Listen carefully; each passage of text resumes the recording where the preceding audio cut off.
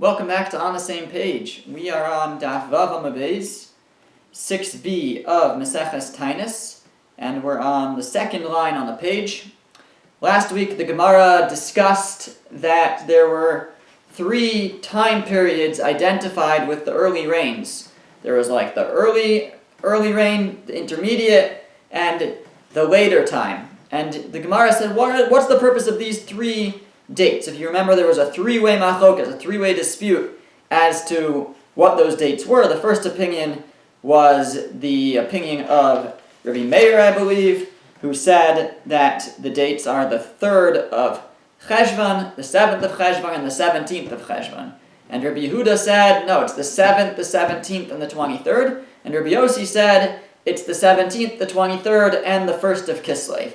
But each of them have these three dates. The Gemara says, I understand the purpose of the first date, the first when you expect the rain to start. When is it now appropriate for early rain to come? That's the day that you start to ask for rain. Start saying V'sein Tal Matar. And it's I understand the reason for the third date, the last date.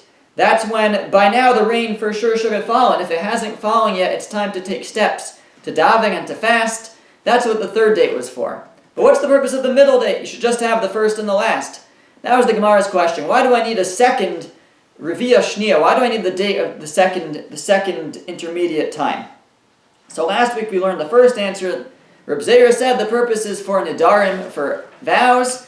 That if a person vows to, abstain from benefiting from an object or a person until the rains, if they say Ad HaGishamim, until the rains, so the Gemara said that goes until the Revia Shnia, that goes until the second rainfall. Now we're going to have a number of other answers. So starting from the second line, it says, Reb Zvid Amar Lezesim. Reb Zvid said we need the second date for olives. What does that mean? Ditnan, because we have a Mishnah. The Mishnah is in Peah. The Mishnah says, Me'emasai kol adam mutarin beleket b'shichro lepeah. At what point is everyone permitted to come and get the leket, shichacha, and peah? Leket, shichacha, and peah are three types of produce that went to the poor. So leket is produce that was dropped by the person harvesting. If he dropped one or two stalks, then the poor he's not allowed to take them. The poor can go get them. Shichacha is if he forgot to harvest one or two spots, and peah is the requirement to leave the corners of the field. So all of these are left for the poor, and they belong to the poor. So someone who's not poor is not allowed to go and get it. The Mishnah is saying, but at what point is it now hefker, it's ownerless, and even someone who's not poor would be allowed to go get it? So the Gemara says, Misha Yelcho HaNimushos. It's from the time that the Nimushos go through. Nimushos, we'll see the Gemara is going to interpret it exactly, but it's people who check carefully. Once they've gone through, everybody else gives up. You're not expecting there to be any more produce.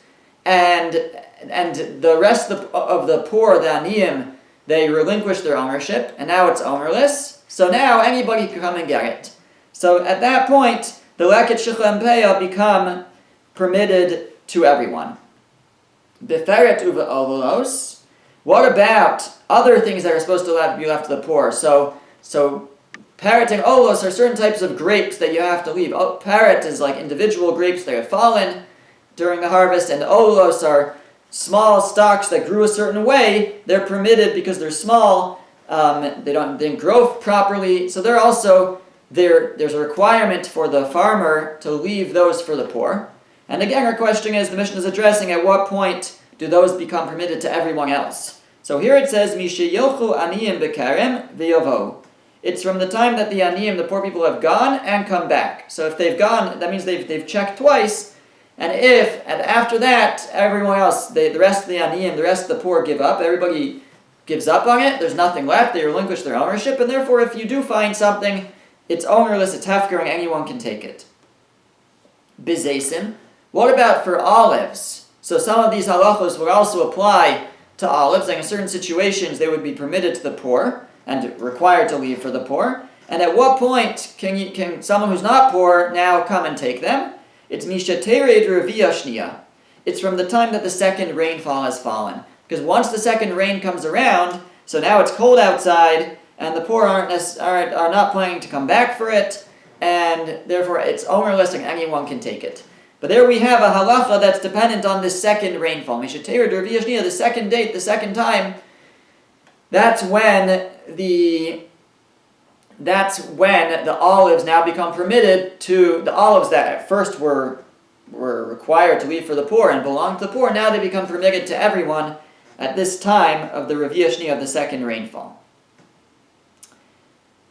Now the Gemara goes back to the word nemushos, right? The nemushos, it said, at what point is the leket, shichacha, and peah permitted to all people? Again, leket is crops stocks that were dropped. Shichacha is stocks that weren't harvested, they were forgotten, and peah is the corners of the fields. When do those things which are left for the poor now become permitted to everyone? It said once the nemushos go through. And what are nimushos? So Rabbi Yochanan said, it's sabi da'azli tigra. It's old men who walk on canes. So they walk really slowly. Once you see a slow walking older man comb through the field, so he's going to notice if there's anything there. And after that, everyone gives up. So if you happen to find something after that, you'd be allowed to keep it because everyone has given up and relinquished ownership. That was Rabbi Yochanan's interpretation of nimushos. Nimushos comes from the word like to touch, Rashi says, mimashesh. So the ones who touch everything. So this slow older man who walks on his cane, he doesn't miss anything. That's Rabbi Yochanan's interpretation. Reish Lakish amar likuti basar likuti. Reish Lakish says it means collectors after collectors. The way Rashi explains that is if you have a father and son go through. Father and son, so they cover for each other. The father goes first and the son goes behind him and catches anything that his father missed. At that point, nobody's expecting to find anything after that. They relinquish ownership, and now it's ownerless and anyone can take it. Rav Papa Amar, and Rav Papa said, so those are two interpretations of nemushos, and again, the Gemara brought this in. It was explaining what's the purpose of the second rainfall, why do I need that date? That's the date that you can now take the olives, because after that time, it's cold and the poor are not going to come for the olives anymore. Rav Papa said, you know why the second date is important? The second rainfall? It's in order to walk on the permitted roads. Da'amar mar, because it was said, Mahalchin Kol Adam b'shvilei harishos. Anyone is allowed to walk on the permitted roads until that second rainfall comes. What are these permitted roads? It's talking about paths that went through people's fields. And the Beis Din, the halacha was that you were allowed to use these paths, even though they went through private property. However, once the second rainfall comes and the crops are now starting to grow, then it was no longer permitted to walk through that path, and that's why we need this date. That's Rav Papa says that's the significance of the second rainfall. It's important to have that date because that was the date that now is forbidden to walk on other people's fields, to cut through. Rav Nachman bar Yitzchak Amar, Rav Nachman bar Yitzchak is saying, you know why you need the second rain date? Leva'er peiros shvius. It's from then that you have to destroy your Shemitah fruit. So Shemitah fruit have Kedusha, they have holiness to them. They're allowed to be consumed until a certain point. After that point in time, during the 8th year, then you have to be mevar them, you have to destroy them. They're no longer permitted. So what point is that? When do they become forbidden? When is this man biur? When do they have to be destroyed? So Nachman bar Yitzchak is saying it's when the day of the second rainfall. Where does he get that from? It's a Mishnah in Masechah Shvius. It says there, Ad Masai Nehanin V'Sarfin B'Temim V'Akash Shel Shvius. Until what point can you derive benefit and burn, I suppose, for fuel, your straw, and kash is also like wheat stalks, shel shvius, or bran maybe, of Shemitah from the 7th year, from the sabbatical year, until when, in the 8th year, are you still allowed to derive benefit? Achaterid Revia Shnia, that's until the second rainfall. My taima, why? Where does that come from? Why the second rainfall? Because the pasuk says, with regards to Shemitah, it says, V'livhemtecha v'lachaya asher be'artzecha. It said, and it ends off Tiechol b'tvasa lechol. That all of your produce during this time can be eaten by you. It says, but it also says into your behema, your domesticated animals, v'lachaya, and to the chayos, the undomesticated animals, the more wild animals in your land. So what does that teach you? So it teaches you, kozman shechaya ocheles besadeh. It's teaching you that as long as the chaya, the wild animals which are not domesticated, they're out in the fields, in the wild, as long as they are eating, then you're still allowed to benefit from the produce of Shemitah and feed it to your animals in the house and to yourselves. But once it's destroyed and no longer edible to the animals of the field, of the chayos, of the undomesticated animals, so then it must be destroyed for your animals in the house and you can't benefit from it. So from the juxtaposition, from the fact that it mentions that the Shemitah will be for the behemoths, for the domesticated animals, and for the chayos and the undomesticated animals to eat, it's telling you, but when it's not to be eaten, when it can't be eaten anymore by the chayos, then it can't be eaten by the behemoths either. It can't be eaten out in the fields, then it can't be eaten in the house and by you and by the domesticated animals. And at what point is it that they can no longer be eaten out in the fields? So that's when their second rainfall comes, because by then, now that anything that's out there is wet and it begins to rot and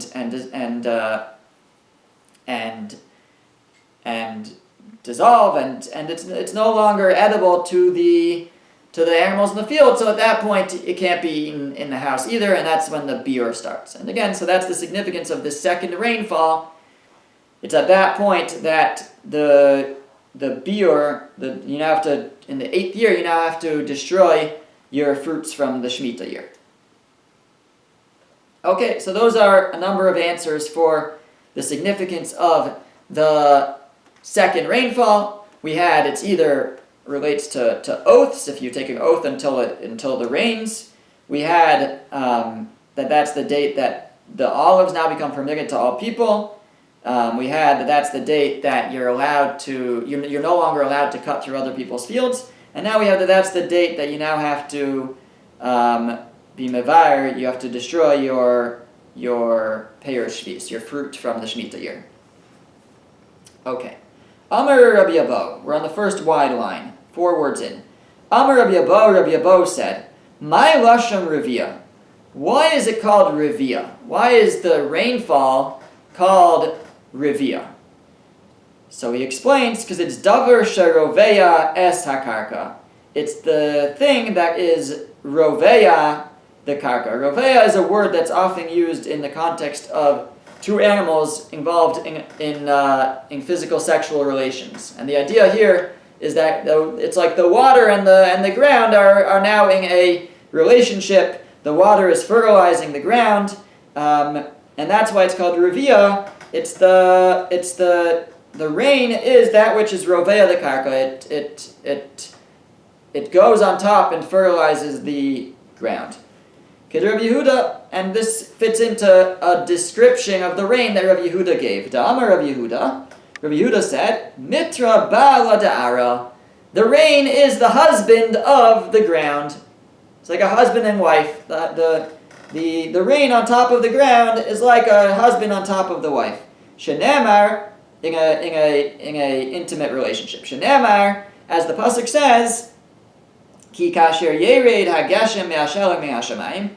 The verse says in Yeshaya, it says, just as the rain and snow falls from the heavens, V'shama lo yashuv, and it says, and it won't go back there, Kim hirvasa aretz, it will satiate the ground, and what will it do? V'holida v'hitzmicha, and it will cause it to give birth and sprout.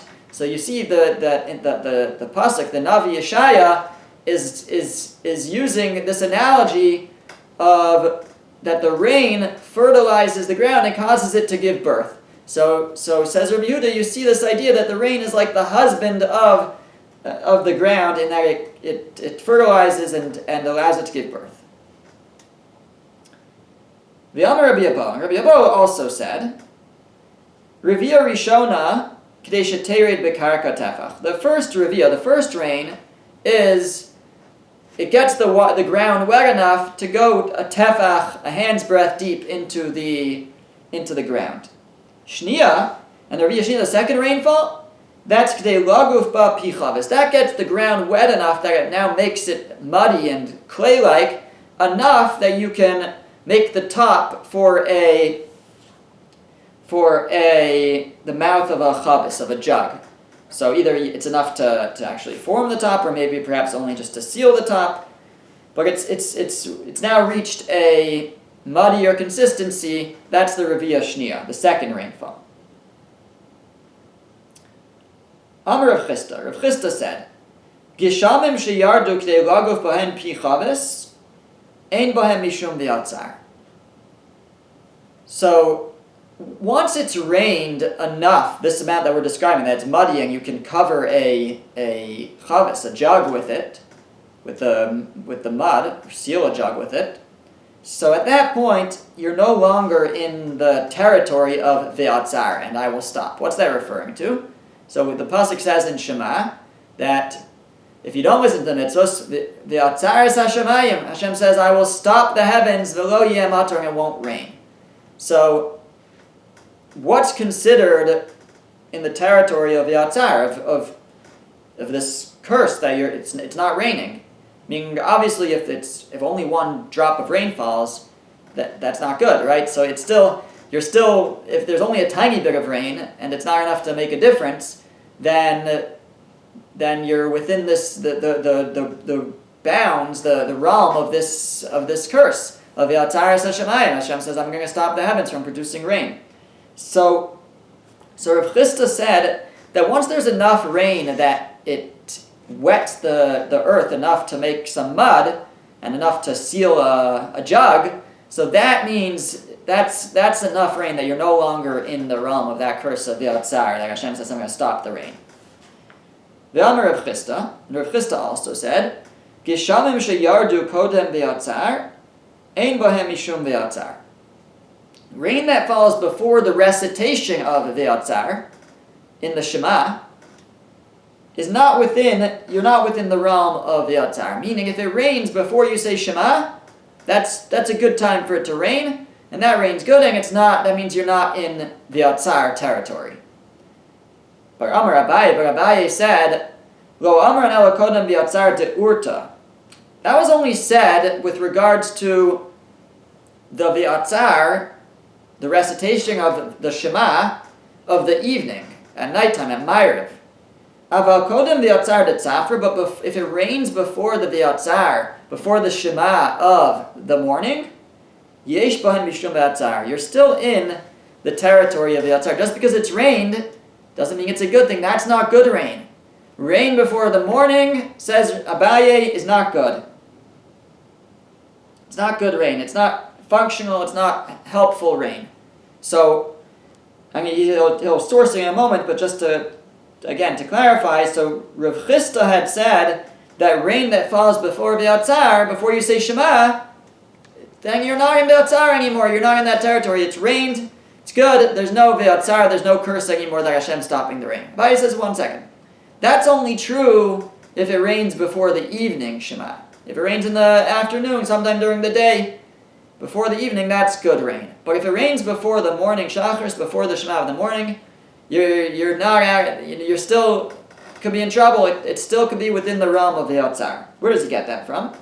Amar Rav Yehuda bar Yitzchak, because Rav Yehuda bar Yitzchak said, Hani anani desafra les buhum hashasha. The clouds of the morning have no substance to them, and seemingly therefore their rain is not beneficial. Dichsev, he quotes a pasuk. The pasuk says in Hosea, it says, Ma'aseh lecha Ephraim. God says, what am I going to do for you, Ephraim? Ma'aseh lecha Yehuda. What should I do for you, Yehuda? V'chastachem ke'anan boker. Your kindness is like the cloud of the morning. That's sarcastic. Your kindness is nothing. It's like a puff. It has no substance, your kindness. God says, what should I do with you? But you see that the pasuk, the Navi is using Anan Boker, morning cloud, as an expression of nothingness. Your kindness is nothing. It has no substance. So says Abaye, based on that, you see that the clouds of the morning have no substance. So the rain that they produce is not beneficial. Amar le Rav Papa Abaye. Rav Papa said to Abaye, what do you mean? The Ha'amri Inchi, but there's a famous saying that goes against that. The famous saying is, B'miftach bavi mitra. When you open your gates, you open the doors of your store or of your house in the morning, and there's rain, bar chamra moch sakcha vigani. If you're a donkey merchant who travels to sell grain and produce, fold up your sack and go to sleep for the winter, because you're not going to have customers.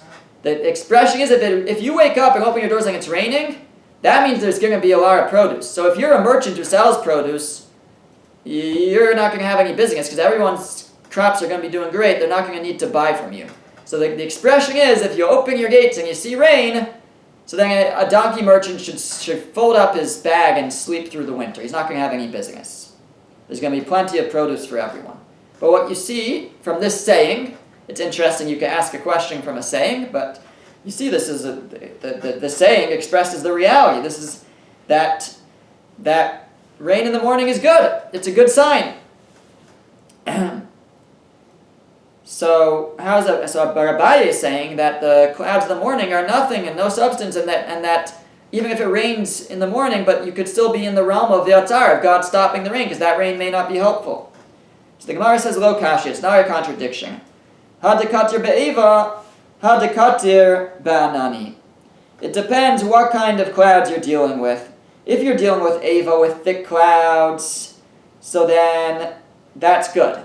The thick clouds in the morning are good. Their rain is beneficial.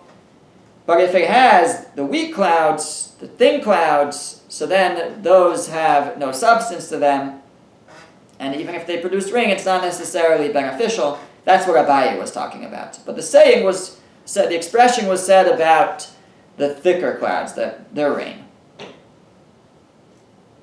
Amar Rabbi Yehuda. Rabbi Yehuda said, Tava l'shasa de teves armalasa. It's a good year if in Teves, which is the third month after Tishrei, Cheshvan, Teves, if in Teves it's armalasa, it's widowed, a widow Teves. What's a widow Teves? If there's no rain. A rainless month of Teves is good for the year. That's what Rabbi Yehuda said. Why? So ikada amri to go bairi tarvitzi. So some say that the reason is because there won't be boros, bairi, pits for tarvitzi, for those who are going to be marbitz Torah, to spread Torah. Meaning, the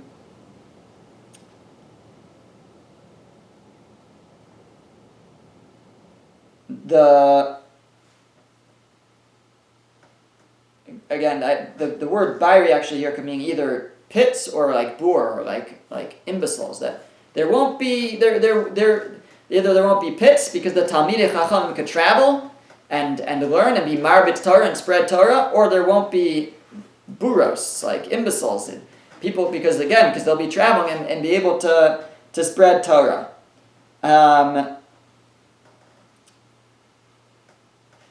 That's two possible ways to interpret the word bairi here. But that's one explanation for what it is. What's good about no rain in Teves is because it will allow the Talmidei Chachamim to travel around and spread Torah. That's one interpretation. The second interpretation, ve'ikad amri, and there are those who say, de lo shakel shutfana. It's a very basic reason. It says because then shutfana won't take root. What's that? So that's some kind of plague, a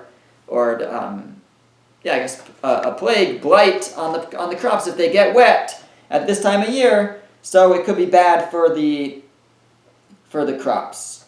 This plague could harm the crops if it rains in Teves. So that's why it's good for it not to rain in Teves. Asks the Gemara, Eini, is it true that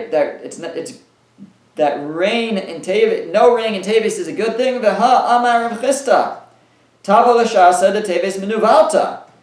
Rav Chisda said that, you know what's good for the year? A muddy Teves. If it's menuval, if it's disgustingly muddy, tons of rain, that's a good Teves. So totally opposite. Rabbi Yehuda said a good Teves has no rain, and Rav Chisda said a good Teves is full of rain, muddy. So the Gemara says, lo kash, it's not a contradiction. Hada asa mitra meikara, hada lo asa mitra meikara. When one of them is talking about if it rained before Teves, and one of them is talking about if it didn't rain before Teves. If it already rained before Teves, so you don't need the rain so much in Teves. So then it's good for it not to rain in Teves. But if it rains, you might have too much rain, too much water. But if it didn't rain in Teves, so that's when it's good to have a really rainy Teves, because you really need the water at that point. Gemara continues, it says, Ve'amar Rav Chisda. Rav Chisda said, Gishamim sheyardu al miktzas medina, ve'al miktzas medina lo yardu, ein bohem mishum ve'atzar. If it rains in part of the country, but doesn't rain in the other part of the country, don't worry. That's not ve'atzar. That's not the curse of a God holding back rain. Because as long as there's rain in one place, and there's growth and crops, so they can supply the other place, they're not cursed. They'll have crops they'll have what to eat. The Gemara asks, Eini, is it true that it's not a curse, it's not bad to have rain in one place and not in the other? But the pasuk says, in Amos it says, God says, I held back rain from you 3 months before the harvest. And I made it rain on one city. And on one city I'm not going to make it rain. So our case, it's raining in one place, not in the other. One of them, one place I will rain, the Gomer, and so on. And about that verse, which talks about it raining in one city and not in the other, Rabbi Yehuda Marav said, they're both a curse. The one that had rain had too much rain. The one that had no rain also cursed. So you see that if it rains in one place, not in the other, it's a bad thing. It is ve'atzar. They could both be ve'atzar. They could both be having a cursed, either lack of rain or too much rain. So it seems to be a contradiction. So it's easily resolved, as you're probably thinking. Gemara says lo kashya. It's not a contradiction. Hadasa tuva, hadasa ktimi bayile. One is talking about where there was too much rain, a lot of rain fell, more than what was good. And the other one is talking about if the right amount fell. So in the case of that pasuk in Amos, God cursed both places. One place had no rain, one place had flooding, had too much rain. That's a curse.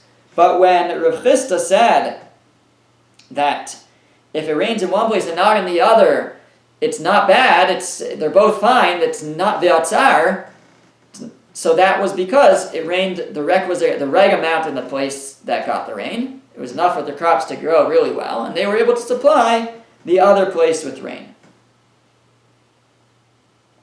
Rav Ashi says, Dekanami, it's also, you can infer this in the pasuk, that it's talking about where they had too much rain, in the case of the pasuk in Amos, Tichsev, because the pasuk says, Timta Timatar, it says that Chalka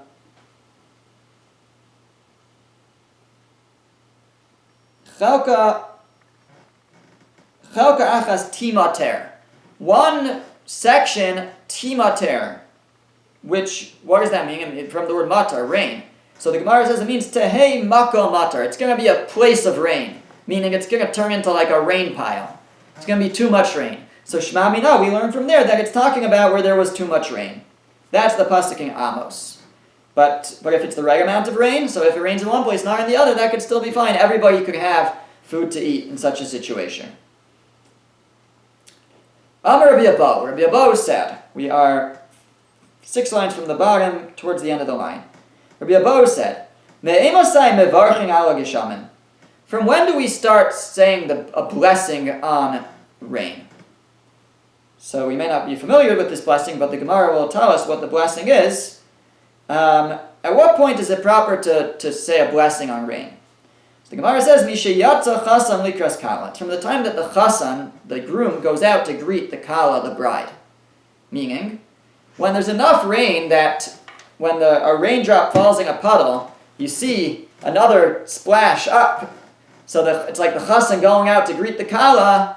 So then that means you have a nice amount of rain, you have nice puddles, and at that point it's proper to say the bracha for rain. My mevarich, what's the bracha? What do you say? Amar v'Yehuda Rav, you say as follows. Rav said, you say, Modim anachnu lach Hashem Elokeinu. We are thankful to you, Hashem our God, al kol tipa v'tipa shehurad tolanu, for every drop that you caused to fall for us. Every drop that you caused to fall from the heavens for us, we are thankful to you. Rabbi Yochanan Messiah b'hachin. Rabbi Yochanan would add on and finish off the blessing as follows. Ilu fino malei shir kayam. From Nishmas, he would say, if our mouths were full of song like the sea, u'lishoneinu rina kamon galav, and our tongues could sing praise and song like the many waves, and so on, quoting from Nishmas, that we say on Shabbos and Yantif and Psukei de Zimra, and he would say that all the way until ad al yazvunu rachamecha Hashem Elokeinu, don't abandon us with your mercy, Hashem our God, v'lo azavunu, and don't abandon us, Baruch Rov Ha'odos, and he would end, blessed are the one of many praises. So the Gemara says, Rov Ha'odos v'lo kol ha'odos, he would say the one of many or most praises, but not all. He should say the one of all praises. So Rava said, Ema kel ha'odos. Right, what you should say is Baruch kel ha'odos, the God of praise, the God of all praises. Amar Papa, so Rav Papa said, Hilkoch, so therefore, we have these two different things. Rabbi Yochanan said to say Rov Ha'odos, and Rava saying, no, it's better to say Kel Ha'odos. So Rav Papa said, Hilkoch, top of the next page, Nimrinu l'tarvayu. Just say both. Say Kel Ha'odos v'Rov Ha'odos. Say the God of praises of many praises. Rashi flips it around, the order, and says the way that you should actually say it would be Baruch Ata, you are praised, Berov Ha'odos, meaning with many praises, Kel Ha'odos, the God of praise, of endless praise, basically. And the Rashi points out that that's actually what we do when we say Yishtabach.